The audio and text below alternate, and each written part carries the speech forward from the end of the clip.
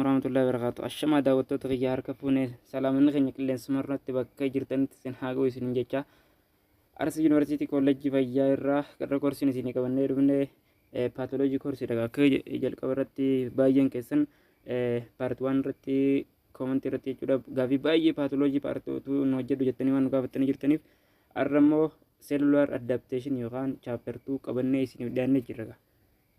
Wanni isin irraa eegamu yoo jiraate subscribe, like gootanii share waliif godhuuf qofa waan isin akka isin gargaaru barbaaddan afaan oromootiin koorsii barbaaddan ispeeshaalii koorsii warra fayyaadhaa afaan oromootti deebisnee kan isin biraan geenyu gaa jaalataa piraayim filannaa teessan godhadhaa isin jedha. Let's go. Cellular adaptation inda gaarra kan laallu cellular adaptation jechuun maal jechuudha, komponentii isaa maali kan jedhu waliin ilaalla gaara. Cellular adaptation jechuun in shortly maqaan isaa jijjiirama seeliidha jechuudha. Seeliin jijjiiramuu jechuudha. Jijjiiramuun kun noormaaliidha moo abnoormaaliidha takka takkatti waliin ilaalla. Attentionaan na hordofa. More severe physiologic stimuli may bring about a number of physiologic and morphological cellular adaptation. Seelonni humna ol physiologic jechuun qaamarratti stimuliin more severe ta'e humna ol ka'uudhaan bring number of physiologic and morphologic cellular adaptation. Kana more severe waan ta'e seeliin tokko stimulasiin qaamarratti more severe waan ta'eef cellular adaptation fituu danda'a jechuudha. Jijjiirama seelidhaa xiqqaachuu guddachuu lachuutu waliin ilaalla. In shortly, the definition of cellular adaptation is it is altered state of the cell jechuudha. Seeliin tokko jijjiiramuu alter jechuun change jechuudha. Change of the cell jechuudha. Preserving viability and the function of the cell respond to such stimuli. Seeliin tokko waan silaa hojjechuu danda'u viability jechuun kan danda'amu tokko kan silaa normaal ta'uu danda'amu alter yoo ta'e cellular adaptation jennaan. And the function of the cell respond to such stimuli. Stimuli more severe ta'aniif deebisaa kanuudhaaf jecha seeliin tokko change ta'a jechuudha. More severe waan ta'eef increase ta'a takka decrease ta'a. Kanaaf deebisaa kanuufi seeliin tokko change ta'a jechuudha. It is reversible kan bakka deebi'uu danda'u jechuudha. Change in number, size, phenotype, metabolism or function cell response to change their environment. Kun seelota jijjiirama seelii kan bakka deebi'uu danda'u size, phenotype fi kanneen kana fakkaatan kana jechuudha. Cell adapted by undergoing change in size, number and type. Kan ammas jala laalu deemnu isaanuma kana jechuudha. Isin galee daawwattoota. Seeliin tokko inni jiramuun change in size lakkoofsaan guddachuu yookaan xiqqaachuu, number increase yookaan decrease and type dha jechuudha. Dura irratti bakka lama qoonnee ilaalla adaptation kana jechuudha. Physiological and pathological. Physiological jechuun as name indicate it is physical activity jechuudha. Physical change jechuudha. Response to cell normal stimulation by hormone, indigenous chemical and mediator. Kana jechuudha.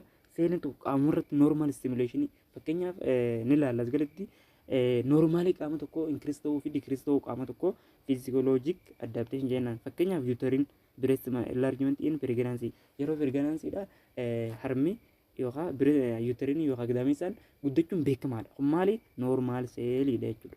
Isin galee daawwattoota normal stimulation of the by hormone. Fakkeenyaaf uterine relaxansin oxytocin jira hormoonii gadameessa kana bal'isuudhaaf yookaan breast enlargement immoo kun normaalidha jechuudha. Pathology jechuun immoo akkuma paartii waan irratti isin hubachiisuudhaaf yaadatti pathology jechuun disease study jechuudha. Disease study. Kanaaf maal jechuudha? It is enabled to escape injury by altering structure and its function. Escape jechuun run away jechuudha. Badu seeliin tokko injury dhiibbaa miidhaan garagaraa irra gahu jechuudha. By altering structure and function. Hojiidhaas ni dhiisa, structure illee ni dhiisa jechuudha. Hojii isaa dhiisee kana dhiisa jechuun pathologic adaptation change in disease jechuudha. Isin galee daawwattoota yoo isin galeen comment jala na beeysaa. Inni itti aanu gaa kan amma laallu pathology irratti waa afran kana qofa. Especially cellular adaptation kana bartee jennaan bakka biraatti baruudhaaf sin dhibu jechuudha. Koorsiin pathologyidha. Koorsiilee baay'eedhaan relation wal qabate daawwattoota. Tokkoffaan atropiidha. Atropii jechuun maal jechuudha? Change is decrease in size jechuudha. Akkanatti tura qabadha. Size jechuudha. Sizein decrease ta'uu jechuudha. Hypertrophy jechuun amma hyper as name indicate hyper jechuun humna ol jechuudha. It is large in size jechuudha. Tokko tokko waliin ilaala. Hyperplasia jechuun illee metaplasia jechuun tokko tokko waliin ilaala. Fakkeenyaaf atrooppii jechuun akkuma fakkiin kun isin ibsuudhaaf yaadatti duraan noormaaliin akkana ture. Kanarraa kanatti dikiriis ta'uu jechuudha. Isin galee dikiriis ta'uu jechuudha atrooppii jechuun. Dikiriis in saayiz jechuudha. Saayiziidha kun amma saayiziidha malee nambarii miti jechuudha. Inni bira hyperplaasiyaadha. Hyperplaasiyaa kun amma fakkeenyaaf yoo cellular adaptationii normaali tokko ta'e abnormaal yookaan paatoloojik jechuudhaaf kanatti ol guddattu jira jechuudha. Abnormal hyper jechuudha. Hypertrophy jechuun humna ol increase stimulation jechuudha. Inni sadaffaadha meetaplaasiyaadha. Kunillee hyperplaasiyaadha jedhama. Hyperplaasiyaa jechuun gaas as gaditti tokko tokko waliin ilaalla. Meetaplaasiyaa daayisplaasiyaa kun reeriidha baay'een jiru tokko tokkotti waliin ilaalla daawwattoota. Okay. Akkuma duratti ibsuuf yaallatti atrooppii jechuun maal jechuudha inni decrease in size and white organ due to reduction of the number or size it is constituent cell jechuudha. Decrease in size jechuudha. Decrease in size yoo qabattan salphumatti isiniif yaadatama jechuudha daawwattoota. Isin galee decrease in size white ulfaatina seeliin tokko lakkoofsa hammaan jechuudha. Size jechuun hammaan amount jechuudha. Amount nan xiqqaachuu duutu sababa maaliitiif reduction number in size of it is constituent cell seeliin walitti bu'insaan numberiin isaa jechuudha.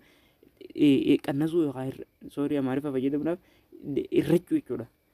Like shrinkage in cell size due to loss of cell substance. Seeliin tokko wanta isaa hamma isaa loss godhuudhaan shrinkage walitti kan shushunturuu jechuudha. Akka nama dhukkubsatu akka nama dulloome wayiitti jechuudha. Shrinkage jechuun walitti shushunturuu jechuudha. It is cause of entropy. Sababni isaa maali? Decrease workload jechuun hojii hojjechuudhis workload jechuun disuse atrophy nama kan isaa biraas maratti qabaddaadha. Fakkeenyaaf prolonged immobilization yeroo dheeraadhaaf socho'uu dhabuu jechuudha. Limb to let fracture miilli karaa maal ta'uu deema? Fracture jechuun maal jechuudha? Lafeensi cabuu jechuudha. Cabaa lafeedha jechuudha fracture jechuun. Kanatti deemuu danda'a jechuudha. Sababa kanaaf atrophy dhaggeessi geessuu danda'a jechuudha. Loss of innervation kunis cause of atrophy daati. Diminished blood supply that has been adapted gradually. Kan amma dura seeliin bileedii transfer godhuu danda'u diminish ta'uudhaan atrophiin uumamuu danda'a. Inadequate nutrition nyaata gahaa balance diet nyaachuu dhabuudhaan loss of endocrine stimulation pancreasii hormoonii endocrine baay'een hojii isaanii stimulation isaanii dhiisuu aging or senile jechuun senile atrophy jechuun dulluma jechuudha. Aging jechuun umriidhaan kutuu kun maal godha? Seeliin tokko akkaatti decrease ta'uu godha jechuudha. Inni taayipii lama qaba. Atrophiin taayipii lama qaba. Physiologic akkuma jalqaba irratti ibsuudhaaf yaallatti physiologic atrophy fi pathologic atrophy dha. Physiologic atrophy jechuun thymic atrophy after puberty jennaan. Thymic jechuun large symbol tissue jechuudha. Large lymphoid tissue jechuudha. Lymphoid tissue lymphoid tissue humna ol guddachuudhaan jennaan jechuudha. Isaanii thymic atrophy jennaan. After puberty yeroo namni tokko geessatee booda jechuudha. Yeroo baay'ee booda kan nama dhufu jechuudha. Atrophy mammary gland hormoonii harmi birqilsu mammary glandiin atrophiin decrease ta'uu after ovary after menopause yeroo maali booda yeroo menopause yeroo waggaa 45 booda jechuudha. Waggaa 45 hanga 50 menopause jennaan. Yeroo kana booda ovariin decrease ta'a because yeroo kana dahuudhaas shamarran dahuudhaa dubartoonni jechuudha dahuu waan dhaabaniif ovariin decrease ta'a. Kanaanis maal jenna? Physiologic atrophy qaamarratti physiologic jechuun yeroo hunda qaamarratti jechuudha. Pathologic jechuun ammoo disease cause jechuudha. Generalized fi localized qaba. Fakkeenyaaf generalized jechuun as name indicate yeroo dheeraa jechuudha kan qaama hundirra kan ta'uu danda'u. Exacerbation atrophy such as in chronic malnutrition yeroo dheeraadhaaf umrii dheertuu nyaata gahaa hanqina nyaataa qabaachuu and advanced stage of malignancy. Malignancy jechuunis gaa cancer jechuudha yookaan not benign jechuudha. Malignancy jechuun wanti akkana dhullaa wayii qaamarratti illee nama ba'uudhaan malignancy ni jedhanii garuu kun ammoo generalized jala jira jechuudha. Inni bira localized jechuun specific organ jechuudha. Fakkeenyaaf atrophy of brain tissue due to large blood supply as atherosclerosis reduction yookaan reduced. Kana jechuun maal jechuudha? Specific jennee egaa duraanuu brain irratti number of oxygen decrease ta'uu jechuudha. Reduced blood supply as atherosclerosis jechuun ischemic atrophy jennaan. Ischemic atrophy jechuun decrease number of oxygen in the brain. Fakkeenyaaf gaa sammuun qaama namaa parsantii 20 oxygen namni harganuurraa ni fudhatteen. Qawn reduction ta'uu maal jechuudha? Ischemic atrophy jechuudha.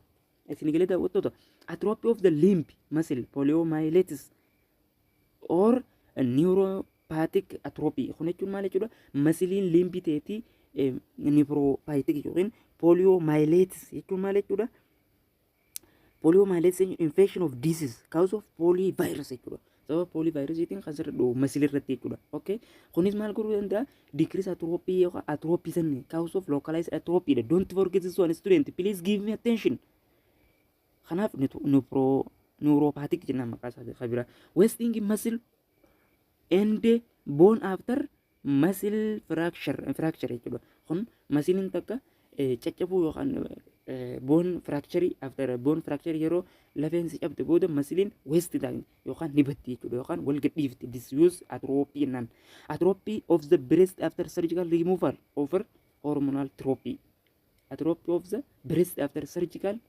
removal over the ovary kana jechuun jechuudha eega surgical removal surgeryidhaan yookaan tajaajila baqaqsanii haaluutiin ovary irraa baasteen booda hormonal atrophy jennaan hormoonidhaan wal qabatu atisneem indikeet jettan hormonal atrophy jettan kan ammoo diisiidhaan wal qabatu paatoloojii jenne akkasitti dabaafnee jira inni biraa fakkeenyaaf kun localized atrophy dha kun ammoo generalized atrophy asinis atrophy seeliin decrease ta'ee jira yookaan reduce ta'ee kun qaama hunda jechuudha isin galee daawwattoota summary atrophy cell has diminished function but not dead akka paartii waan irratti paatoloojii ibsuudhaaf yaallatti maal jenne yeroo dura eegalu paatoloojii jechuun disease study of the disease jenne garuu atrophy of cell is diminished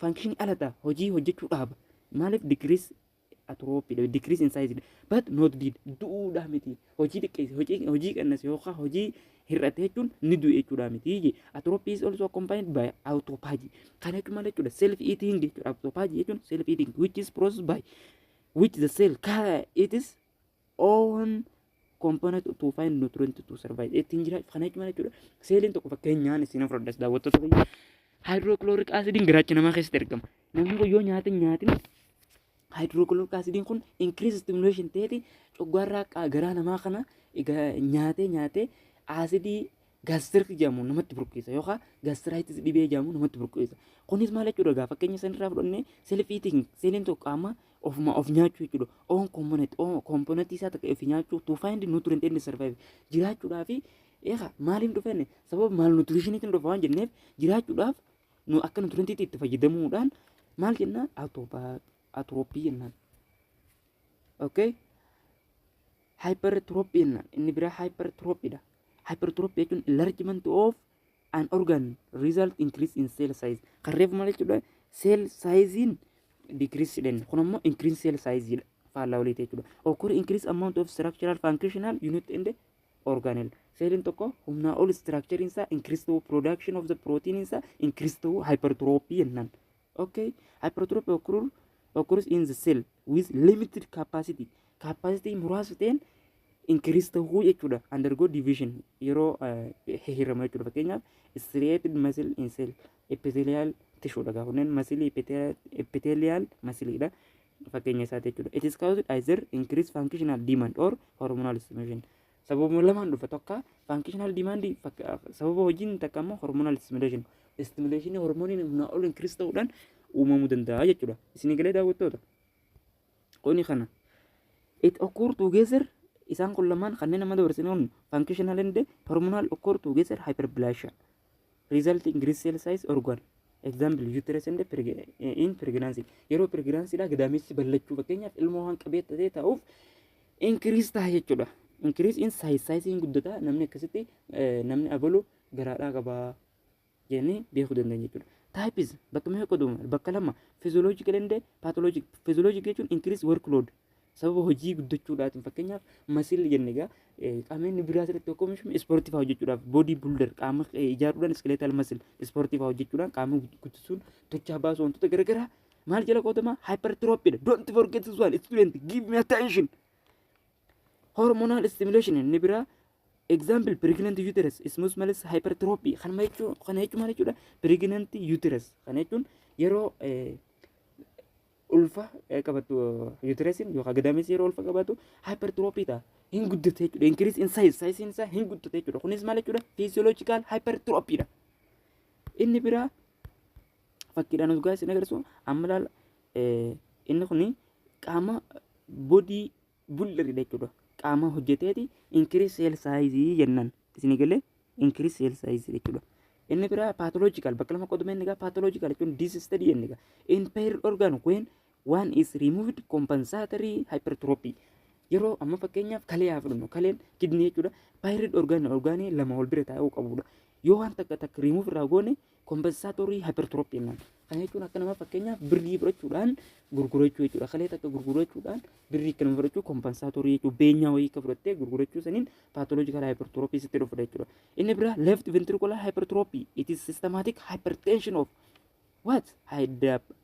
Adaptive hypertrophy. Kun pathologiin bakka lamaan kana qodama. Compensatory fi adaptive dha. Kana adaptive yoo ta'uudhaaf in systematic hypertension. Sababa hypertension si dhufuudhaatiif tokko maali? Left ventricular hypertrophy. Hypertrophy left ventricle guddachuu increase cell size in left ventricle is cause hypertension jechuudha. Systematic hypertension is fiduu hin ta'a jechuudha. Isin galee hyperplasia nagaa inni itti aanu hyperplasia jechuun maal jechuudha? Tokko tokko waliin ilaalla. Enlargement of organ as a result of increased cell number. Don't forget this one. The difference between hyperplasia and hypertrophy is in size. Hyperplasia is in number. Don't forget this one, student. A. Physiologic hyperplasia. Bakka lama qoduma inni illee akkuma kaani physiologic jechuun physiology qaama namaa irratti kan hojjetu jechuudha. Fakkeenyaaf hormonal hyperplasia, hormonii in breast at puberty harmiin yookaan harmii yeroo ga'umsaa irratti yeroo baala kan irra shaman irratti guddachuu jechuudha. During pregnancy and lactation. Lactation jechuun production of the milk jechuudha. Yeroo deessuudhaa deemtu gaa shamarran jechuudha. Lactation production ta'a. Kun maal jechuudha? Numbering isaa increase ta'a jechuudha. Compensatory hyperplasia jechuun example bone marrow hyperplasia after hemorrhage. Yeroo dhiiguudhaan booda bone marrow hyperplasia number of bone marrow increase ta'a jechuudha. Yeroo dhiigdee bakka deeffachuudhaaf jechuudha production of the bone marrow increase ta'a jechuudha. Pathology jechuun ammoo wal fakkaatan gaa. Pathology jechuun akkuma hundarrattu stimulation of the most due to stimulation of the excessive hormonal growth or growth factor.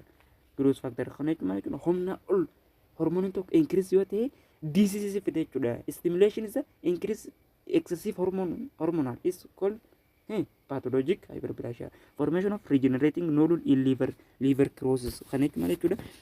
Humna ol liver cirrhosis nodule madaaleen garaagaraa yoonii fi liver irratti kan argamtu taate maal compensatory hyperplasia jechuudha. Hyperplasia sitti fidde jechuudha. Isin galee kanaaf liver cirrhosis jechuun dhibee fakkeenyaaf alkoolii garaagaraa dhuguudhaan liver irratti dhiibbaan gahuudhaan pathologic hyperplasia nan sanaafu compensatory jala galtee jechuudha. Isin hyperplasia of lymph tissue in infection irritation hyperplasia. Irritation jechuun maal jechuudha? Irritant of the healing jechuudha. Horbobahuu kana qaama kanarra waasi bahu irritation jennaan. Irritation infectioniin lymphonoidiin sirra boboodhaan waa kanatti sirra fafacee harka fuula farra sirra boboodhaan irritation hyperplasia jennaan. Endometrial hyperplasia due to excessive oestrogenic stimulation. Kun maal jechuudha gaa? Hormonal hyperplasia jechuudha. Hormone jechuun asisni indicate oestrogenii hormone oestrogenii sababa hormone oestrogeniitiin kan sirra gahuun endometrial hyperplasia or hormonal hyperplasia qabachaa deeman gaa daawwattoota kiyya. It is important.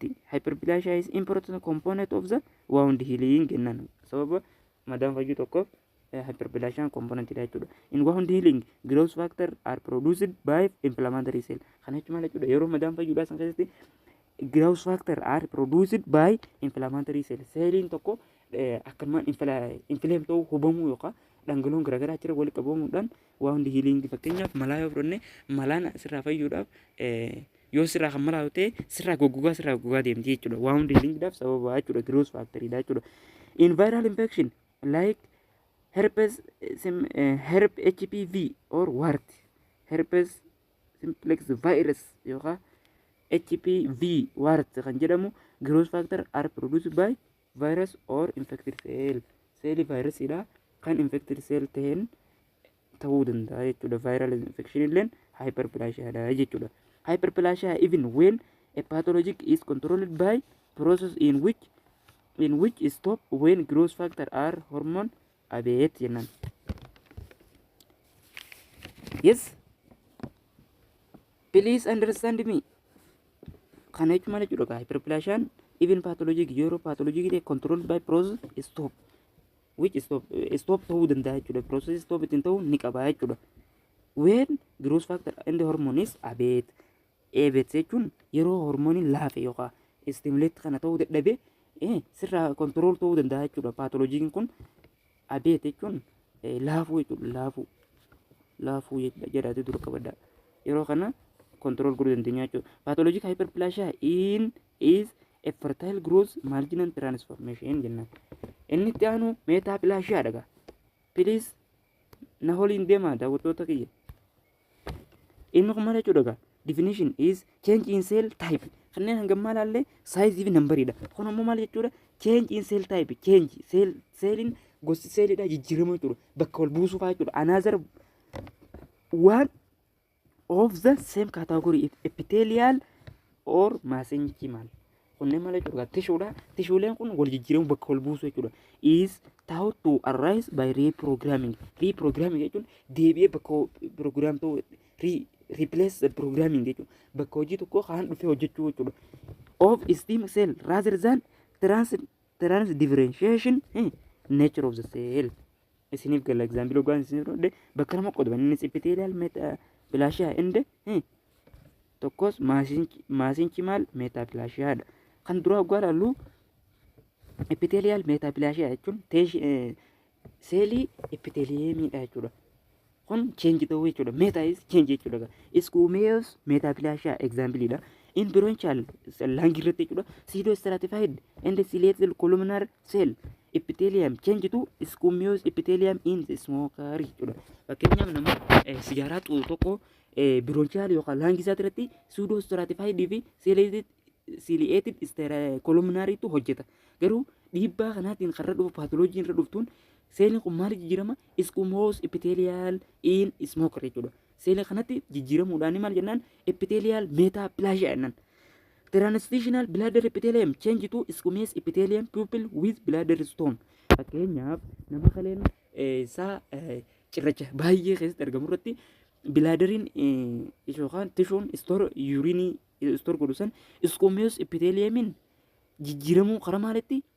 Karaa seelii biraatti jijjiiramuu jechuudha. Okay, change to squamous epithelium. Transitional bladder dhaatu gara squamous epithelium itti jijjiirama. Sorry. Inni biraa kana gaafa kirraa ogaa laaltan kana fakkaata. Kunneenis bronchii kan ammaan tan ibsine left fi right irratti bakka wal buusu jechuudha. Metaplasia inni lammaffaan mesenchymal metaplasia dhaga. By fibroblast may be replaced. Akkuma reeffanne bakka wal buusu inni by osteoblast. By fibroblast jechuun production of the protein production may be replaced by osteoblast. Fakkeenyaaf osteoblast jechuun bone formation jechuudha. Or chondroblast jijjiirama jechuudha. This produce bone formation and cartilage in abnormal site jechuudha. Example traumatic myocyte ossification. Kana jechuudha. Fibroblastin kan silaa hojjechuu qabu osteoblast jijjiiramu taaka. It is in what? Abnormal site. Bakka hojii jijjiiruu jechuudha. Abnormal, not normal site jechuudha. Bakka kun maal jechuudha? Pathology qochuu jiru duran moo abnormal site irratti jechuudha. Fakkeenyaaf traumatic myocytic ossification. Myocytic jechuun inflammation of the muscle jechuudha. Ossification bone formation of the muscle injury jechuudha. Sinigalee daawwattoota. Inni biraa kana fakkaata gaa xumurree jira. Chapter 2 cellular adaptation kan jedhamuuf inni jirra. Wanni isinirraa eeggannu yoo jiraate subscribe qofa godhuudhaan nu gargaara. Jaalataa Ibrahim filannoo keessanaa ta'u. Don't forget to share. Yoo qormaataa fi PowerPoint kanneen barbaadan Jaalataa Ibrahim jedhaatii Telegram irratti na dubbisaa isin jedha. Linkiin chaanaalii kiyyaa kunoo isa argitan kana asin seentanii na dubbisuu dandeessan. Jaalataa lakkoofsa tokko eeyotan isiniif baha. Goodbye, have a nice time.